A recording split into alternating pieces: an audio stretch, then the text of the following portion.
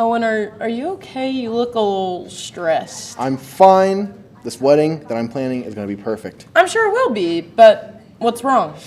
Hashtag Kami never showed up for the rehearsal dinner.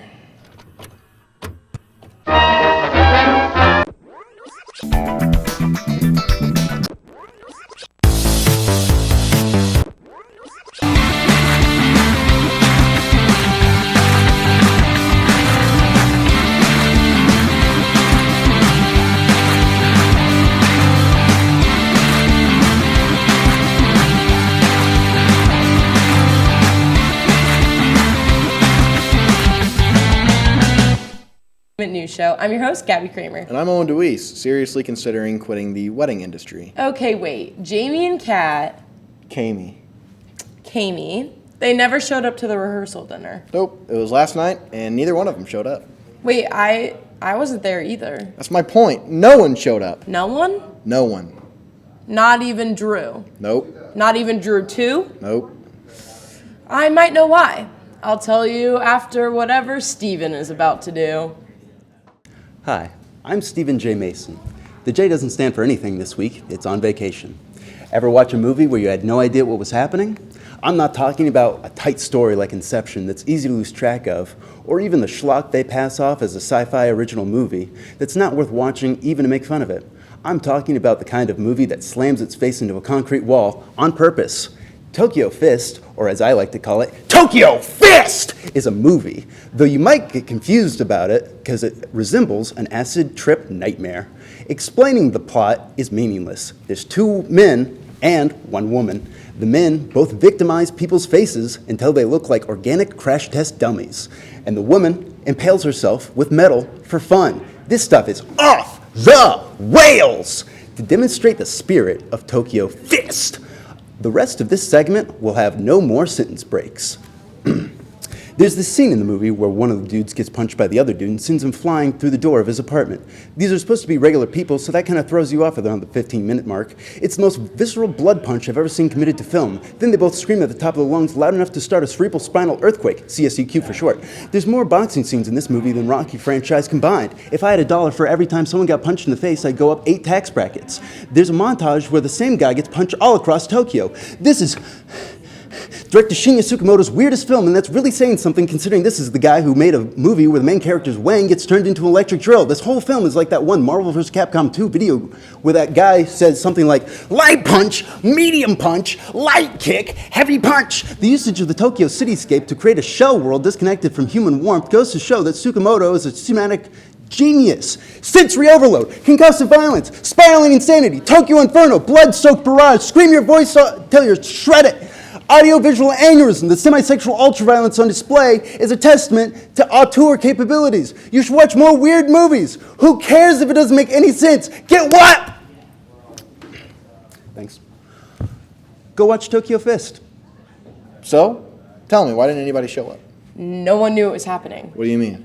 No one knew there was a rehearsal dinner last night. Did you tell anybody? It was in the wedding calendar. The what? The wedding calendar, where I put all of the important details about the wedding. I didn't even know that existed. We'll get this sorted out after the next segment. Get in here, Xander, with me. Hello there. Welcome back to For the Record. I'm Xander, and I'm here today with Owen. Tell me a little bit about your favorite album. A new show? First, I guess this isn't really a new show. I just missed the last couple. But congratulations, they still haven't given me one. I love the band Yes. Prog rock, great stuff. My favorite album at the moment is Drama from 1980. That's a Yes thing, obviously. After John Anderson left, the original vocalist, Trevor Horn from the Buggles stepped in for a Drama album in 1980 and the tour promoting it, of course. Commercially and critically, it did really well, but the rest of the band didn't really like the new kind of poppy sound, so they broke up. And 3 years later, John Anderson, the original dude, came back, and then they recorded Dino 125 and a couple other albums, and then he left again. That's my favorite album at the moment. Okay, that's really interesting. So can you tell me a little bit about what drew you into this album initially? Yeah, so I really like going to flea markets and just buying stuff. I feel like everybody can relate to that a little bit, right? Yeah. So, I was just kind of going through, and I saw that album there. I'd never listened to it. I've listened to a couple other Yes albums, like 90125 and a couple before. But I just kind of found that in a bin somewhere, like a cassette. So I was like, it's $1. Worst I can do is hate it, never listen to it again. I actually ended up loving it, and I, have been listening to it nonstop for the last couple months. It's really good. It's a really good album. Sounds like I should get into cassettes. I'm normally just a record collector, but don't have a cassette player. Maybe I should get one. I'm going to go off camera for a second because I have one with me. See, look, this is what you want to get, man. Uh-huh. Something small and simple. Yeah. It's got a radio built in, so you can listen to WCRD on the radio with earbuds, of course. Wow. Be considerate. Wow. Can we get some product placement? What's that? Go ahead and sponsor us, Sanyo. Yeah, this is a Sanyo stereo, FM stereo / AM wide stereo cassette player auto stop mechanism. Does not have auto reverse, which kind of sucks. Sponsor us, Sanyo. Are they even in business anymore? I don't know. Let's hope so. So how about you? Let's hear about your current album at the moment. My current album? Yes. Probably going to be... So I'm picking up Kanye, mostly because one of my friends introduced me to him, and right now I'm listening to Donda. Even though, yes, I kind of pirated Donda 2, it's pretty good, but the whole thing has been scrapped. So, but I'm still kind of enjoying it. Alicia Keys, love her. So yeah. So the original Donda 2 that was, I think, what was it, only on Stem Play or whatever, like the original lineup that they had that I actually sent to you. Yeah. Yeah, that was awesome. I really liked that original, track list and everything. I'm not a big Kanye fan, but after Donda 1 dropped, I was like, okay, he can do better than that. And then Donda 2 leaked, and then I was like, okay, yeah, he did do better. And then did he really scrap it? Yeah, no. It's like off Apple Music and everything? It never was on Apple Music, but the whole thing is he's like, yeah, something I'm gonna put out, and then it turned into, I'm never touching this again. Yeah, of course. Not a thing at all. It's like a common Kanye occurrence that just happens with him all the time. Do you want to tell me what your favorite song off of the 90215 album is? Oh, it's not 90125. Actually, yeah, 90125, my favorite song off that album is Owner of a Lonely Heart. You might recognize it, maybe. If it just kind of comes up in Pandora sometimes. Drama, my favorite, is probably Tempest Fugit, or what's the other one? Does it really happen? Those are pretty good ones. Yeah. If you like prog, if you don't like prog, then you're gonna think it sucks probably, but it doesn't. I don't think. Well, thank you for that, Owen. Once again, my name is Xander, and this has been For the Record. Until next time. So, you have a wedding calendar that no one else has access to except you, and you somehow expected people to know something about you never really told them? Okay, well, it kind of sounds like my fault when you put it that way. Because it is. Hey, I'm the one doing all the planning, so I'm sorry that I forgot that one little thing. I mean, it's kind of like the most important thing. The rehearsal dinner is not the most important thing. I guess not. If no one knew about the wedding, that would be horrible. Yeah, it really would be. A lot of work. It would be a shame if this was foreshadowing or something. No, come on. Look, can we not do that? All right, moving on. Next segment, Tommy time. Good evening, all. Bakes here with a very important question. Have you ever liked a piece of media so much that you just want to consume it over and over again, akin to a healthy soda addict consuming can after can of Diet Coke? Well, I know that for me, I certainly can become somewhat unhealthily obsessive over the media that I like, whether it be movies, TV shows, or video games. That's why I'm here to inform you of a genre of video games called roguelikes, and specifically, my favorite of this genre, Risk of Rain 2. But you may be asking, but Bakes, what is a roguelike game? Well, I am so glad that you asked. Roguelike games are certain games meant to be played over and over again in runs of various lengths. I'm sure that you have played a roguelike before without even knowing it. If you frequented cool math games, I am sure that you've heard of a little game called Bloons Tower Defense. I spent a lot of time playing this game as a child, and I know that many others have as well. This is technically a roguelike game. You go through several gauntlets of balloons coming at you, and you buy and upgrade as many monkey guys as you possibly can. The game can be limitless in replayability, depending on what monkeys you buy, who you upgrade, the placement of your monkeys, the map you choose, so on and so forth. But I'm not here to talk about Bloons Tower Defense today. Maybe next week. For now, let's get back to the topic at hand, Risk of Rain 2. Risk of Rain 2 is a 3D third-person shooter game where you go through several levels to see how far you can go. Simple as that, really. All right, thanks for everyone for listening to what I have to say about one of my favorite Just kidding. I know that you're dying to hear more. Risk of Rain 2 has a variety of different characters you can play as, ranging from many different archetypes. You want traditional shooter gameplay? Bang, go Commando. You like sniping dudes with a ridiculously overpowered railgun? Go with the new character, Railgunner. You like punching bad guys while you swing around them with a grappling hook? How about the Loader? Hey, maybe you are incredibly cool and have lots of sex. Go with the Huntress, the Archer, or Archeress? Each of these characters have a slew of different abilities and stats to make each one feel wholly unique. The core gameplay loop for the game is relatively simple and satisfying. Go through a stage, kill baddies, get money, and buy chests containing items of varying rarity and usefulness. The whole gimmick with this game, however, is time. The longer you take, the more difficult the enemies will become, presenting an interesting balancing act between taking time to buy items and beef up your little guy versus getting through the game quickly to try to get ahead of the constantly buffed enemies. There are 5 main levels in this game that consist of open areas with different enemies that can be fought. To progress to the next level, you have to activate the teleporter, which spawns a powerful boss enemy that drops an item. Knock out the boss and fully charge up the teleporter, and you are granted access to the next stage. By the end of the 5th stage, you can either go to the arena to face the final boss in an attempt to win your run, or you can do what we call in the biz, loop. Now, looping will take you from stage 5 all the way back to the first stage again, and you have to do another set of 5 stages before you have the opportunity to take on the final boss again. All while that timer keeps ticking and the enemies keep getting stronger. This is a very fun option if you want to get as many items as possible to become insanely powerful.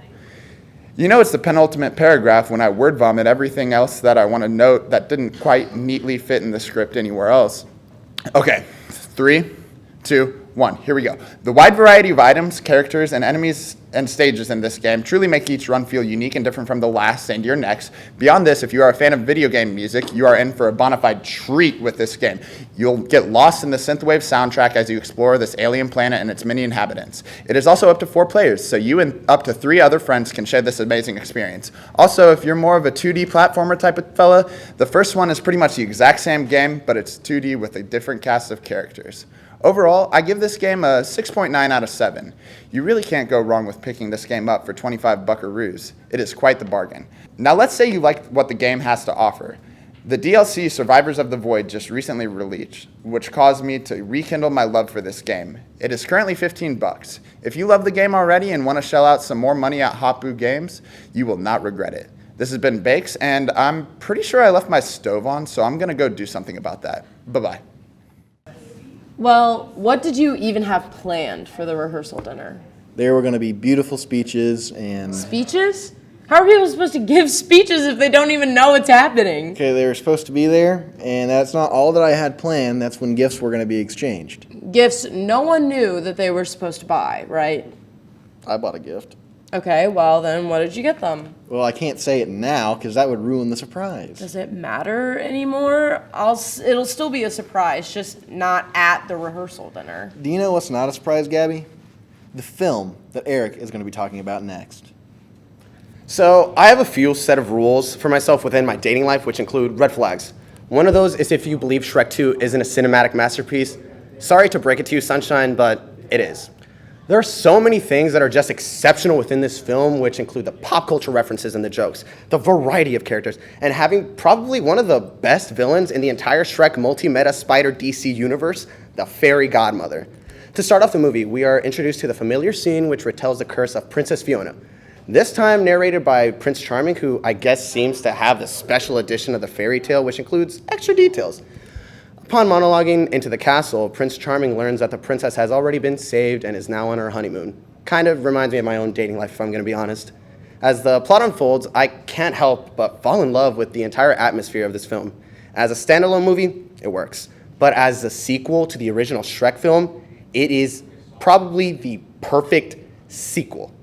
Not only do these characters retain true continuity to who they were, but also experience new conflicts that just make sense. Now the ogres are married. Happily ever after, right? Wrong! Now, Shrek must face the biggest challenge of all, meeting the parents. Accompanying him on this journey is his noble steed Donkey, voiced by Eddie Murphy, who every time steps into the recording studio owns this role. There are even more characters that are introduced into the world of Shrek that are extremely memorable, and some who even get their movies of their own. There's Puss in Boots, who was originally hired as an assassin to take care of Shrek, coincidentally hired by King Harold, Fiona's father. Talk about making a great first impression.